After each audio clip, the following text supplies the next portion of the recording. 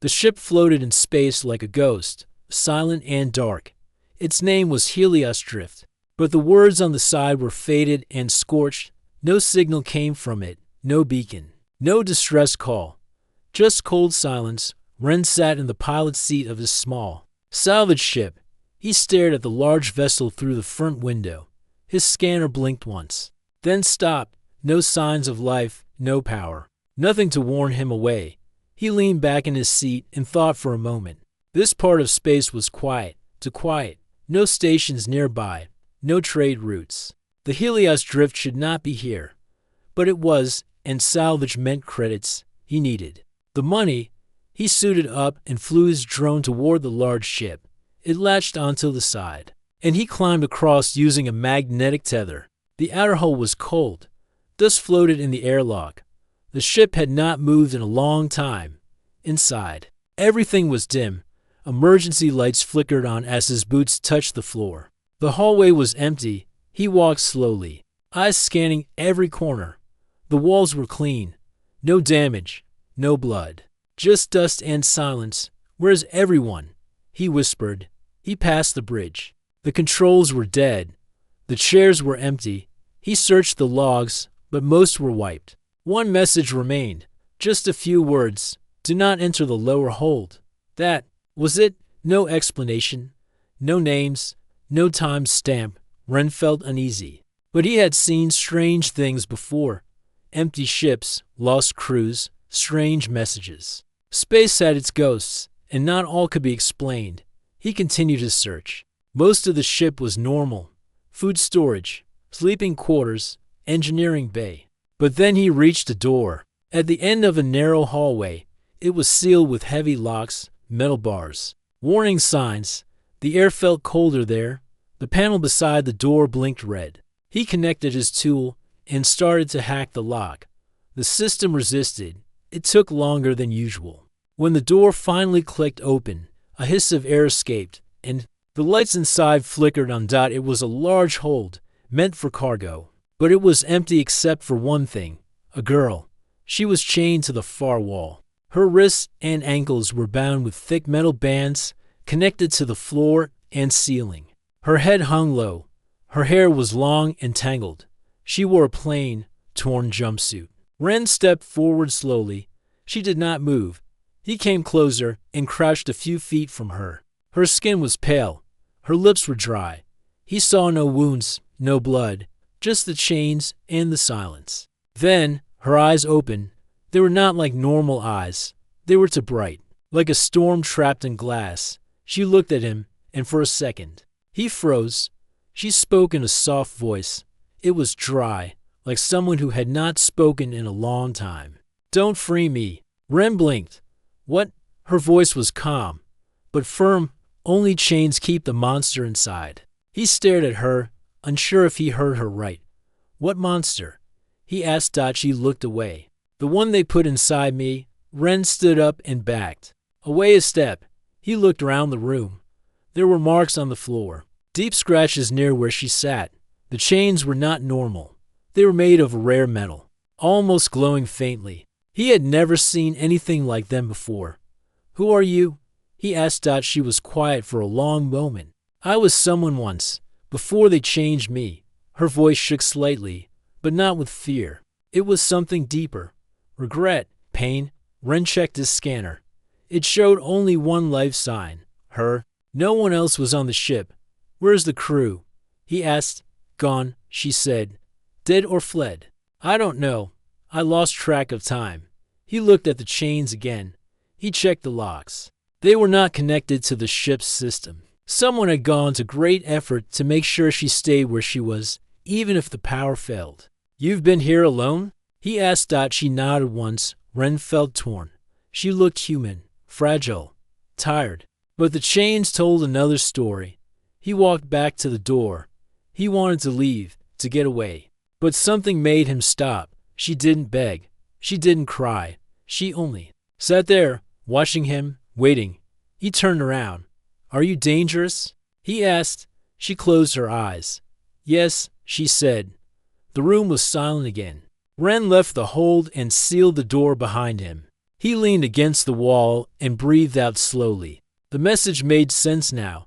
Do not enter the lower hold. They had locked her away for a reason. But she was still alive, still human, or something close. He didn't know what to do.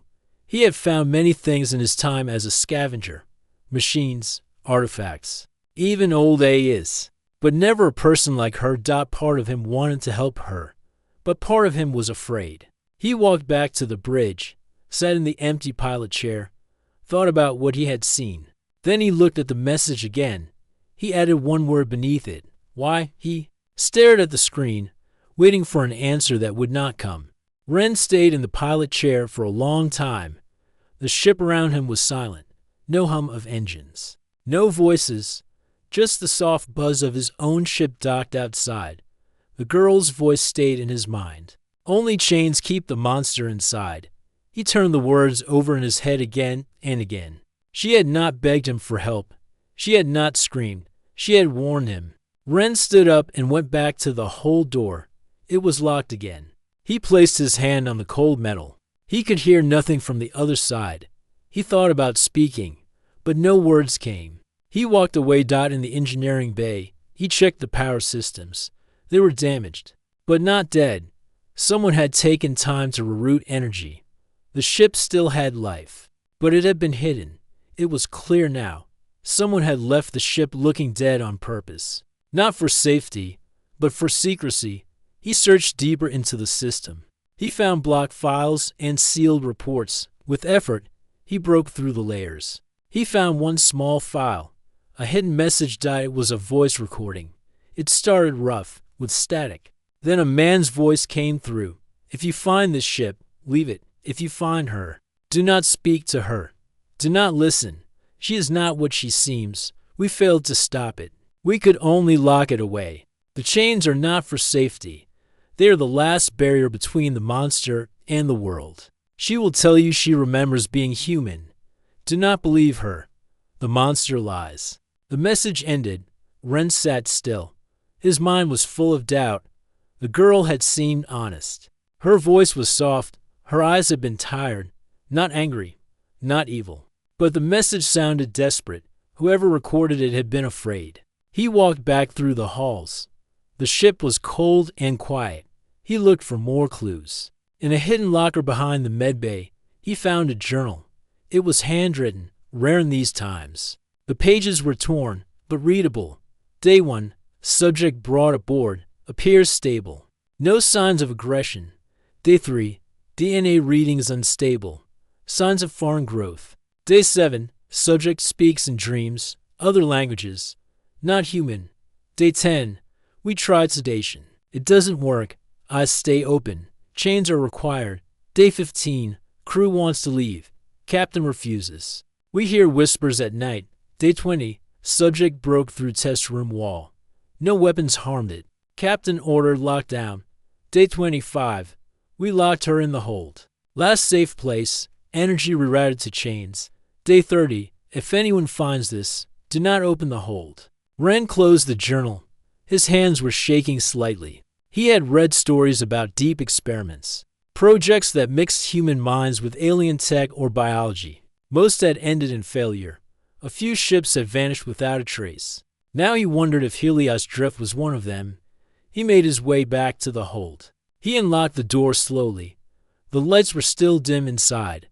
The girl sat in the same place. She did not lift her head. He stepped closer. She opened her eyes. You came back, she said. I found records, Ren said. They said you're dangerous. She nodded. I know. Is it true? You're not human anymore. She looked at her hands. They were pale and thin, but they did not look strange. I feel human, she said. I tried to remember who I was. My name. My life.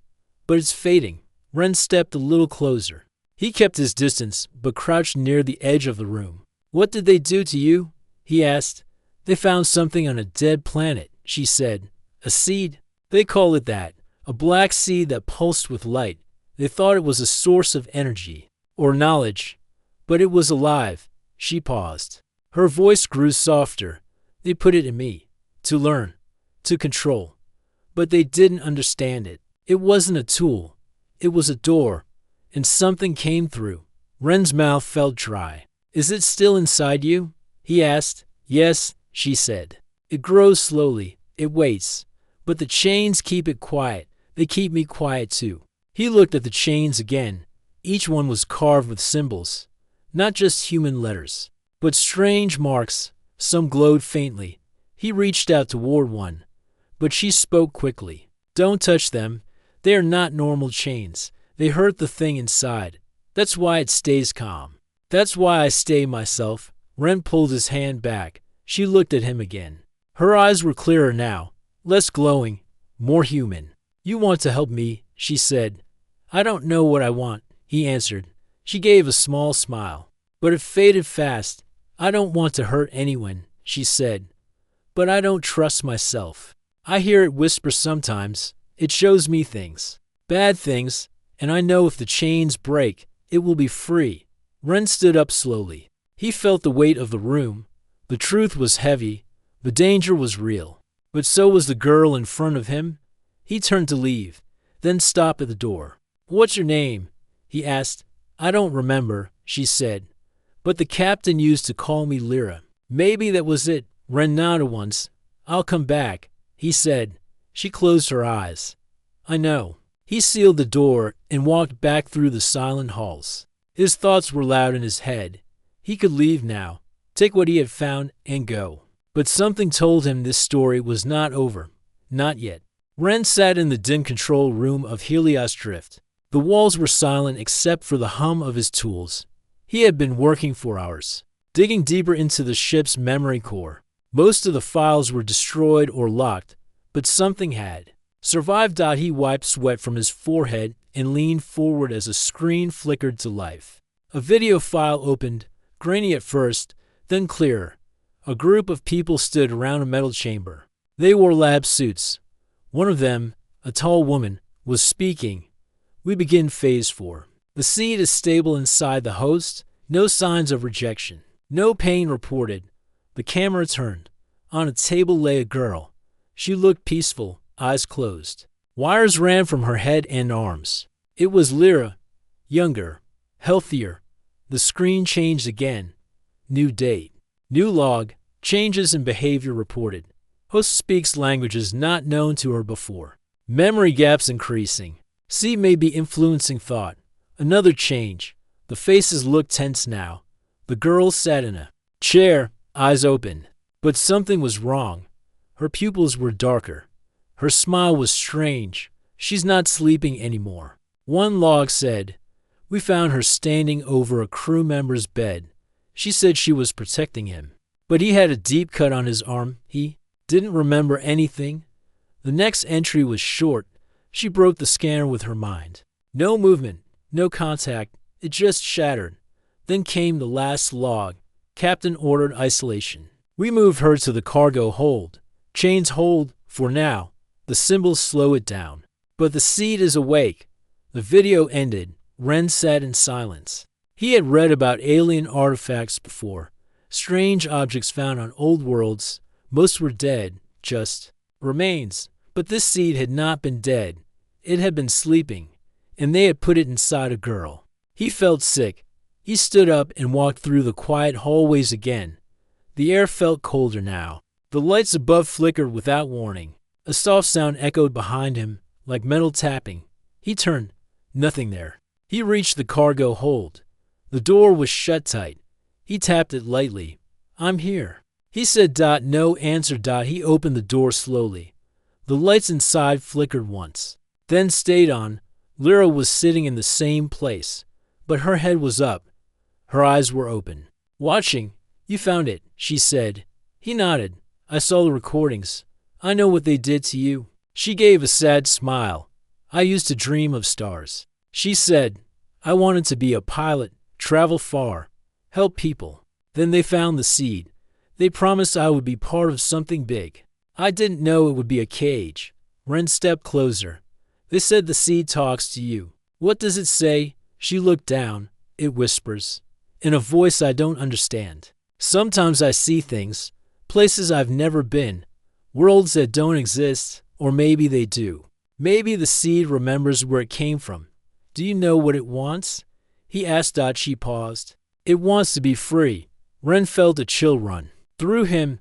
It's using your mind, he said. Yes, she replied. But I fight it every day. The chains help. The marks burn it. They remind me who I was. But I'm tired, Ren. I don't know how long I can hold it back. He walked around the room, looking at the walls. Symbols were carved here too, deep. Lines made with care. This room had not just been a prison. It had been a shield. Did the crew really die? He asked. She closed her eyes. I don't know. I remember the screams, the lights going out, then silence. When I woke up, I was alone. The captain must have locked me in and left. Ren sat on the floor near her, not too close. Do you remember your life before the seed? He asked. A little, she said. I had a brother. We used to watch the sky. I remember his voice. I don't remember his name, but I remember that he made me laugh. Her voice trembled slightly. For a moment, she looked like just a lost girl, not a host for some ancient force. I want to help you, Ren said. But you're afraid, she answered. Yes, he said honestly. You should be. Silence filled the room again. Ren stood up and walked back to the door. I'll come again tomorrow, he said. She nodded. As the door closed behind him, he heard her whisper, Thank you. Back in the control room, he reviewed the engine logs. The ship had drifted into the unmapped zone 2 years ago, long before it was marked as lost. Someone had changed the records. Someone had made sure no one would come looking. He checked the ship's outer sensors. A strange energy pattern flickered in the logs from the time before the crew disappeared. Not human, not natural. A signal of some kind, like a beacon or a call. Ren sat back. His heart beat faster. The seed inside Lyra had not been made. It had come from somewhere. And now, maybe it wanted to go back. Or worse, maybe it had already called something here. He looked toward the dark window of space. Nothing moved out there, but he felt eyes watching. The ship was not just a prison. It was a warning. And he had walked right in. Ren didn't sleep that night. He sat in his small ship, docked to the side of Helios Drift, watching old logs and staring at star maps. The strange energy signal he had found kept playing in his mind. It was not from this system. It was not from any human source. It was still active, pulsing every few minutes like a heartbeat. He checked the engines on Helios Drift. They were offline, but the signal was somehow still going out. It was faint, hidden under layers of static, but it was real. Something had heard it. Ren stood up and walked back into the main ship. The lights above flickered as he passed. The hallway was colder than before. The air felt heavier, as if something unseen had entered the ship. He walked faster. When he reached the hold, the door was slightly open. His heart jumped. He had locked that door before. It could not open on its own. He stepped inside. The lights were dim. One of the chains was broken. A thick piece of metal lay on the floor, snapped clean at the middle. Lyra sat against the wall, her knees pulled close to her chest. Her hair hung down, hiding her face. Her breathing was slow, but her whole body shook slightly. Ren didn't move closer. His voice was soft. What happened? She looked up. Her eyes were different now. The soft glow was stronger, and the black lines in her skin had spread farther down her neck and arms. I woke up in pain, she said. The chain broke during the last power surge. The marks are fading. He looked around the room. The lights above flickered again. The symbols on the walls, once glowing faintly, were now dull, almost lifeless. You're changing, he said. I'm trying not to, she replied. Suddenly, a sharp sound echoed through the hallway behind him, metal dragging on metal. Then silence. Ren turned around quickly, hand on the tool at his side. He stepped out of the hold, looked down the hall. Nothing there. He went back inside. Lyra stood now, though she leaned against the wall for support. The chain still around her ankles kept her from walking far. You're not alone on this ship, are you? He asked. She nodded slowly. The thing inside me, it doesn't sleep anymore. It moves. It watches. Sometimes it walks when I don't. He felt a cold feeling run down his back. Are you saying it can leave your body? No, she said. Not fully. But it can stretch. It can pull pieces of itself out. It's looking for weak spots, looking for cracks. Ren didn't speak. He looked down at the broken chain again. It had taken strength to snap it.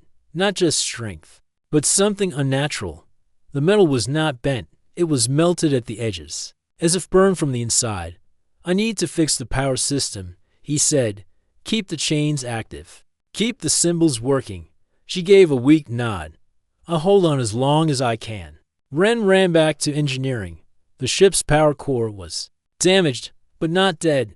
Energy was leaking through broken lines. He worked fast, rewiring parts, redirecting flow to the lower decks. Sparks flew, and heat rose in the room.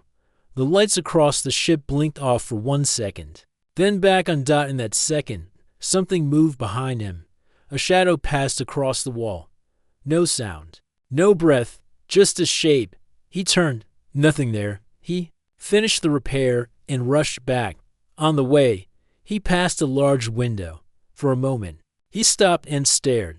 A long mark ran across the glass, a dark smear, like fingers. But no person could reach that window from outside. He ran to the hold. Lyra was on the ground. The second chain around her wrist had broken. She was breathing fast. Her skin was even paler now. Her eyes shone like stars behind smoke. I can't stop it much longer, she whispered. It's hungry. Ren checked the control panel on the wall. The power was stable now. He pressed the reset on the chains. Only one still worked. The symbols lit up again. A low hum filled the room. Lyra gasped as the glowing marks returned to the floor beneath her. She curled into herself, covering her face. Does it hurt? Ren asked. Yes, she said. It hurts the monster.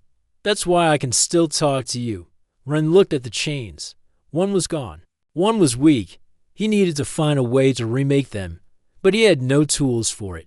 The alloy was ancient, not from Earth, not even from human space. You said the sea was found on a dead world, he said. Do you remember which one? She nodded. I saw it in a dream. A dark planet with silver trees and no sun. It had no name, only a number. He knew that description. It matched a planet from old reports, a world closed to travel after several teams vanished. Ren made a decision. I'll go there. Maybe I can find what made the chains. Maybe there's something left. She looked at him, fear in her voice. If you go, don't take the ship. The signal will lead others. I'll go in my shuttle, he said. She reached out, her hand shaking. If I'm not here when you come back, if the monster wins, you know what you must do. He nodded slowly. I won't let it have you. She smiled faintly. You're the first person to say that in a long time. He stepped back as the symbols grew brighter again. The energy kept the creature still. For now, he left the room and sealed the door. Then he began preparing his shuttle for the journey to the dead world. Something had been awakened, but maybe, deep where the sea came from, there was still a way to stop it. Morning came slowly to Gorth 7. The sky was pale gray, and the wind was gentle. The fires in the ruined camp had died down during the night. Only a few small trails of smoke rose into the cool air. The world looked quiet again, as if nothing had happened, but everything had changed.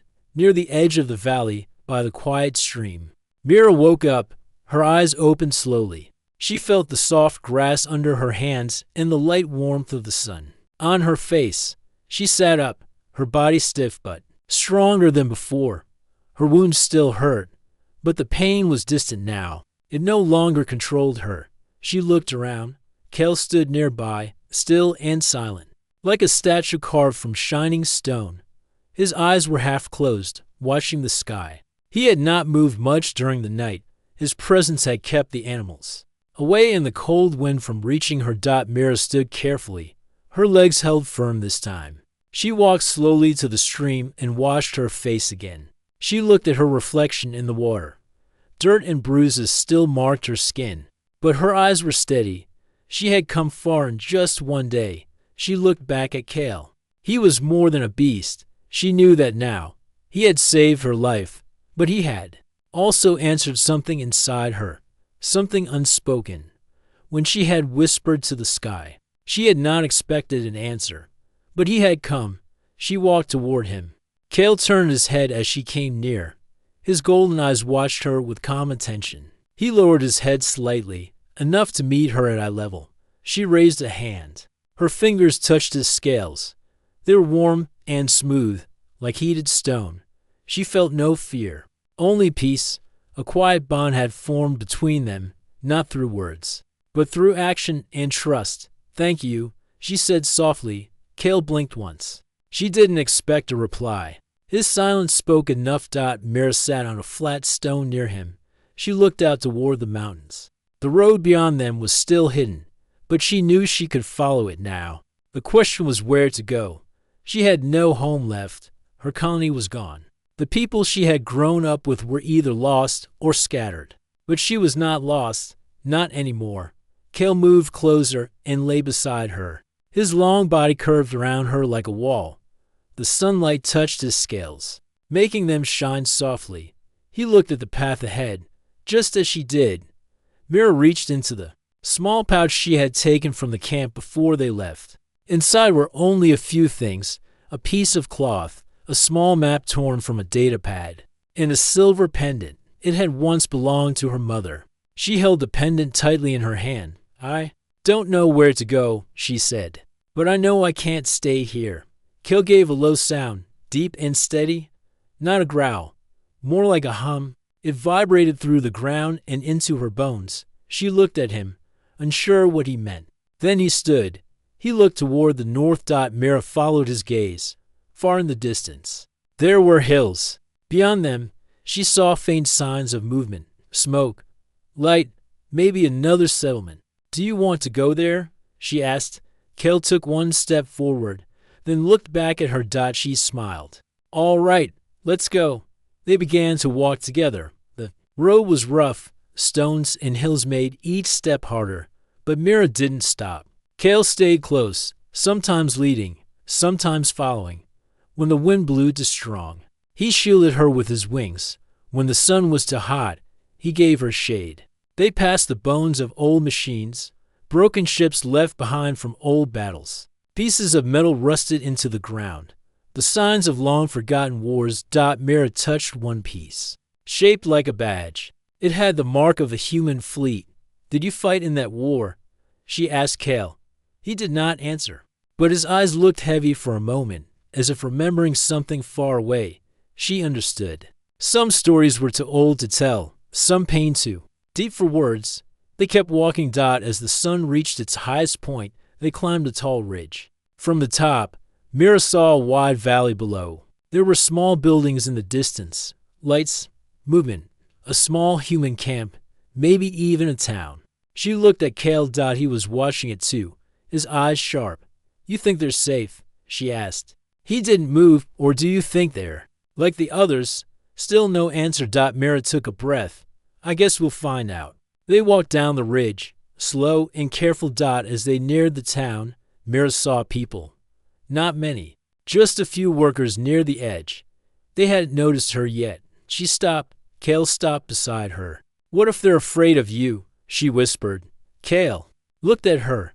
There was no fear in his face, only calm. He was ready for whatever came. Mira stepped forward.